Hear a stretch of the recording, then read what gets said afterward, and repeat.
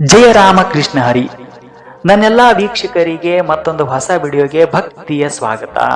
ಪಂಡರಾಪುರದ ಪಾಂಡುರಂಗನ ಲೀಲೆಗಳು ಅಪಾರ. ಇಲ್ಲಿ ಶ್ರೀಕೃಷ್ಣ ಅಥವಾ ವಿಷ್ಣು ಶ್ರೀಹರಿಯು ಸ್ವತಃ ತನ್ನನ್ನು ಪ್ರೀತಿಯಿಂದ ಭಕ್ತಿಯಿಂದ ನೆನೆಯುವ ಭಕ್ತರ ಮನೆಗೆ ತಾನೇ ಸ್ವತಃ ಓಡಿ ಬರುತ್ತಾನೆ. ಭಕ್ತರ ಭಕ್ತಿಗೆ ಒಲಿಯುವ ಏಕೈಕ ದೇವರು, ಬಲು ಬೇಗ ಭಕ್ತರನ್ನು ಅಪ್ಪಿಕೊಳ್ಳುವ ದೇವರು ಎಂದರೆ ಶ್ರೀ ಪಂಡರಾಪುರದ ಪಾಂಡುರಂಗ.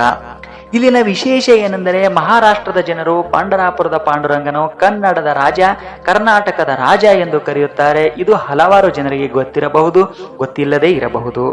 ಹಾಗಾದರೆ ಅವರು ಯಾಕೆ ಪಾಂಡುರಂಗನನ್ನು ಕರ್ನಾಟಕದ ರಾಜ, ಕನ್ನಡ ರಾಜ ಎಂದು ಕರೆಯುತ್ತಾರೆ ಎಂಬುದನ್ನು ಇಂದಿನ ವಿಡಿಯೋದಲ್ಲಿ ನೋಡೋಣ. ಅದು ವಿಜಯನಗರ ಸಾಮ್ರಾಜ್ಯದ ಸುವರ್ಣ ಯುಗದ ಕಾಲ. ಅಲ್ಲಿ ಶ್ರೀಕೃಷ್ಣ ದೇವರಾಯ ತುಂಬಾ ಚೆನ್ನಾಗಿ ರಾಜ್ಯವನ್ನು ಆಳುತ್ತಿದ್ದರು. ಈ ಸಮಯದಲ್ಲಿ ಅವರು ತಮ್ಮ ಕ್ಷೇತ್ರದಲ್ಲಿ, ತಮ್ಮ ರಾಜ್ಯದಲ್ಲಿ ಇರುವ ಹಲವಾರು ಅಲ್ಲದೆ ಎಲ್ಲಾ ಪುಣ್ಯ ಕ್ಷೇತ್ರಗಳಿಗೆ ಭೇಟಿ ನೀಡುತ್ತಿದ್ದರು. ಅಲ್ಲಿನ ದೇವಸ್ಥಾನಗಳ ಜೀರ್ಣೋದ್ಧಾರ ಮಾಡುವುದಾಗಿರಬಹುದು, ಅಲ್ಲದೆ ಹೊಸ ಜಾಗದಲ್ಲಿ ಸಾವಿರಾರು ದೇವಸ್ಥಾನಗಳ ನಿರ್ಮಾಣದ ಕಾರ್ಯವನ್ನು ಅವರು ಮಾಡಿದ್ದಾರೆ. ಹಾಗಾಗಿ ಅವರು ಶ್ರೇಷ್ಠ ರಾಜ ಎಂದು 500 ವರ್ಷಗಳ ನಂತರವೂ ಇಂದಿಗೂ ಹೆಸರನ್ನು ಸಂಪಾದಿಸಿದ್ದಾರೆ. ಒಂದು ದಿನ ಅವರು ಪಂಡರಾಪುರದ ಪುಣ್ಯಕ್ಷೇತ್ರಕ್ಕೆ ಭೇಟಿ ನೀಡುತ್ತಾರೆ. ಅಲ್ಲಿನ ವಿಠ್ಠಲನ ಮೂರ್ತಿಯನ್ನು ಕಣ್ತುಂಬಿಕೊಂಡು ಅವರು ಹುಚ್ಚಾಗುತ್ತಾರೆ. ಈ ವಿಠ್ಠಲನ ಮೂರ್ತಿ, ವಿಠ್ಠಲನು ಅವರನ್ನು ತುಂಬಾ ಪ್ರಸನ್ನಾಗುವಂತೆ ಮಾಡುತ್ತಾನೆ. ಶ್ರೇಷ್ಠ ರಾಜನಾಗಿದ್ದ, ಶ್ರೇಷ್ಠ ಭಕ್ತನಾಗಿದ್ದ ಕೃಷ್ಣದೇವರಾಯನು ವಿಠ್ಠಲನನ್ನು ನೋಡಿ ದಯಮಾಡಿ ತಾವು ತನ್ನ ಆಸ್ಥಾನಕ್ಕೆ ಬಂದು ನೆಲೆಸಬೇಕು ಎಂದು ವಿಠ್ಠಲನನ್ನು ಬೇಡಿಕೊಳ್ಳುತ್ತಾನೆ. ವಿಠ್ಠಲ ಒಂದು ಷರತ್ತಿನ ಮೂಲಕ ವಿಜಯನಗರದ ಆಸ್ಥಾನಕ್ಕೆ ಬರಲು ಒಪ್ಪಿಕೊಳ್ಳುತ್ತಾನೆ. ಅದು ಯಾವ ಷರತ್ತು ಎಂದರೆ, ವಿಠ್ಠಲ ಹೇಳುತ್ತಾನೆ, ನನ್ನ ಭಕ್ತರಿಗೆ ನೀನು ಎಂದಿಗೂ ಅವಮಾನ ಮಾಡಬಾರದು. ನೀನೇನಾದರೂ ಒಮ್ಮೆ ನನ್ನ ಭಕ್ತರಿಗೆ ಅವಮಾನ ಮಾಡಿದರೆ ನಾನು ತಕ್ಷಣವೇ ನಿನ್ನ ಅರಮನೆಯನ್ನು ಬಿಟ್ಟು ಮರಳಿ ಪಂಡರಾಪುರಕ್ಕೆ ಬರುತ್ತೇನೆ ಎಂಬ ಷರತ್ತಿನ ಮೂಲಕ ವಿಠ್ಠಲನು ಬರಲು ಒಪ್ಪಿಕೊಳ್ಳುತ್ತಾನೆ. ಆ ಕಾಲದಲ್ಲಿ ಸನ್ಮಾನದಿಂದ ವಿಠ್ಠಲನನ್ನು ಮನೆಗೆ ಕರೆತರಬೇಕಲ್ಲವೇ? ಆವಾಗ ಏನು ಮಾಡುತ್ತಾರೆ ಕೃಷ್ಣದೇವರಾಯರು ಅಂದರೆ, ಬ್ರಾಹ್ಮಣರ ಸಾಲು ಸೋಲಾಪುರದ ಪಂಡರಾಪುರ ಕ್ಷೇತ್ರದಿಂದ ಇಂದಿನ ಹಂಪಿ ನಗರ ಅಂದರೆ ವಿಜಯನಗರದವರೆಗೂ ಬ್ರಾಹ್ಮಣರ ಸಾಲಾಗಿ ನಿಂತುಕೊಳ್ಳುತ್ತಾರೆ. ಅಲ್ಲಿ ಒಬ್ಬರ ಕೈಯಿಂದ ಒಬ್ಬರಿಗೆ ವಿಠ್ಠಲನ ಮೂರ್ತಿಯನ್ನು ನೀಡುವುದರ ಮುಖಾಂತರ ಅರಮನೆಗೆ ವಿಠ್ಠಲನನ್ನು ತರಲಾಗುತ್ತದೆ. ಅಲ್ಲಿ ವಿಠ್ಠಲನನ್ನು ಅರಮನೆಯ ಸಭಾಂಗಣದಲ್ಲಿ ಪ್ರತಿಷ್ಠಾಪಿಸಿ ಪ್ರತಿನಿತ್ಯ ಪೂಜೆ ಕಾರ್ಯ ನಡೆಯುತ್ತಿರುತ್ತದೆ.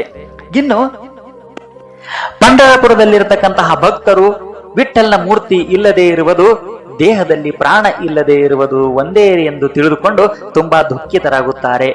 ದೇವರ ಗುಡಿಯಲ್ಲಿ, ಗರ್ಭಗುಡಿಯಲ್ಲಿ ದೇವರ ಮೂರ್ತಿ ಇಲ್ಲದನ್ನು ಕಂಡು ವಾರಕರಿ ಭಕ್ತರೆಲ್ಲ ಹೇಗಾದರೂ ಮಾಡಿ ಶ್ರೀ ವಿಠ್ಠಲನ ಮೂರ್ತಿಯನ್ನು ಮರಳಿ ಪಂಡರಾಪುರಕ್ಕೆ ತರಲೇಬೇಕು ಎಂದು ಚರ್ಚೆಯನ್ನು ಮಾಡುತ್ತಾರೆ. ಭಕ್ತರಲ್ಲಿಯೇ ಶ್ರೇಷ್ಠ ಭಕ್ತರಾದ ಭಾನುದಾಸ ಮಹಾರಾಜರನ್ನು ಅವರು ಈ ಕೆಲಸವನ್ನು ಮಾಡಬೇಕು ಎಂದು ಎಲ್ಲಾ ಭಕ್ತ ವೃಂದದವರು ಸೇರಿ ಭಾನುದಾಸ ಮಹಾರಾಜರಿಗೆ ವಿಠ್ಠಲನ ಮೂರ್ತಿಯನ್ನು ವಿಜಯನಗರದಿಂದ ಮರಳಿ ಪಂಡರಾಪುರಕ್ಕೆ ತರುವ ಕೆಲಸವನ್ನು ಒಪ್ಪಿಸುತ್ತಾರೆ. ಇನ್ನೇನು ಆಷಾಢ ಏಕಾದಶಿ ಬರುವುದಿರುತ್ತದೆ. ಆ ಸಮಯದೊಳಗಾಗಿ ಲಕ್ಷಾಂತರ ಭಕ್ತರು ಸೇರುವುದರೊಳಗಾಗಿ ಮರಳಿ ವಿಠ್ಠಲನ ಮೂರ್ತಿ ಬರಬೇಕು ಎಂದು ಆ ಸಮಯದಲ್ಲಿ ಭಾನುದಾಸ ಮಹಾರಾಜರು ಒಪ್ಪಿಕೊಂಡು ಕಾಲ್ನಡಿಗೆಯಿಂದ ಬಂದು ವಿಜಯನಗರ ಸಾಮ್ರಾಜ್ಯವನ್ನು ಸೇರುತ್ತಾರೆ. ಅಲ್ಲಿ ಅವರು ಬಂದಿರುವುದು ವಿಠ್ಠಲನಿಗೆ ಗೊತ್ತಾಗಿರುತ್ತದೆ. ಹಾಗಾಗಿ ರಾತ್ರಿಯ ಸಮಯದಲ್ಲಿ ಭಾನುದಾಸ್ ಮಹಾರಾಜರು ದೇವರ ಜಪವನ್ನು ಮಾಡುತ್ತಾ ನಿಂತಿರುವಾಗ ರಾತ್ರಿಯ ಸಮಯದಲ್ಲಿ ಎಲ್ಲ ಸೈನಿಕರು ನಿದ್ದೆಗೆ ಜಾರುವಂತೆ ಪಾಂಡುರಂಗ ಮಾಡುತ್ತಾನೆ ಮತ್ತು ಭಾನುದಾಸ್ ಮಹಾರಾಜರೊಂದಿಗೆ ಕೆಲ ಹೊತ್ತು ವಿಠ್ಠಲನು ಹರಟೆ ಹೊಡೆಯುತ್ತಾನೆ. ಭಾನುದಾಸ ಮಹಾರಾಜರು ಎಂತ ಶ್ರೇಷ್ಠ ಭಕ್ತರು ಎಂದರೆ ಸಾಕ್ಷಾತ್ ವಿಠ್ಠಲನು ಅವರಿಗೆ ಭೇಟಿಯಾಗಿ ಅವರೊಂದಿಗೆ ಮಾತನಾಡುತ್ತಿದ್ದನು. ಆಗ ವಿಠ್ಠಲನು ತನ್ನ ಕೊರಲಿರತಕ್ಕಂತಹ ಅಮೂಲ್ಯವಾದ ರತ್ನದ ಹಾರವನ್ನು ಭಾನುದಾಸ ಮಹಾರಾಜರ ಕೊರಳಿಗೆ ಹಾಕುತ್ತಾನೆ ಮತ್ತು ನೀನು ಆಚೆ ಹೋಗಿ ಕುಳಿತುಕೊಳ್ಳು ಎಂದು ಅವನಿಗೆ ಆಜ್ಞೆಯನ್ನು ಮಾಡಿ, ನಂತರ ಬೆಳಗಾಗುವಷ್ಟರಲ್ಲಿ ಎಲ್ಲ ಸೈನಿಕರು ಎದ್ದೇಳುತ್ತಾರೆ ಮತ್ತು ಎಲ್ಲ ಬಾಗಿಲುಗಳು ಮುಚ್ಚಿಕೊಳ್ಳುತ್ತವೆ. ಬೆಳಗಿನ ಪೂಜೆಗೆ ಬಂದಾಗ ವಿಠ್ಠಲನ ಕೊರಳಲ್ಲಿ ರತ್ನದ ಹಾರ ಇಲ್ಲದೆ ಇರುವುದು ಗಮನಕ್ಕೆ ಬರುತ್ತದೆ. ಈ ವಿಷಯ ರಾಜನಿಗೆ ತಿಳಿಯುತ್ತಿದ್ದಂತೆ, ಇಷ್ಟೊಂದು ಸುರಕ್ಷಿತವಾದ ಸಂರಕ್ಷಣೆ ಇದ್ದ ನನ್ನ ಅರಮನೆಯಲ್ಲಿಂದ ವಿಠ್ಠಲನ ಮೂರ್ತಿಯಲ್ಲಿರ್ತಕ್ಕಂತಹ ರತ್ನದ ಹಾರವನ್ನು ಕದ್ದವರು ಯಾರೇ ಆಗಿರಲಿ ಅವರನ್ನು ಕರೆದು ತಂದು ನನ್ನ ಮುಂದೆ ನಿಲ್ಲಿಸಿ ಎಂದು ರಾಜ ಆಜ್ಞೆಯಾಗುತ್ತದೆ. ಸೈನಿಕರು ಹುಡುಕುತ್ತಾ ಹೋದಾಗ ಒಂದು ಜಾಗದಲ್ಲಿ ಈ ಭಾನುದಾಸ ಮಹಾರಾಜರು ವಿಠ್ಠಲನ ನಾಮಸ್ಮರಣೆ ಮಾಡುತ್ತಾ ಕುಳಿತಿರುತ್ತಾರೆ. ಅವನನ್ನು ದರದರನೆ ಎಳೆದುಕೊಂಡು ತಂದು ರಾಜನ ಮುಂದೆ ನಿಲ್ಲಿಸಲಾಗುತ್ತದೆ.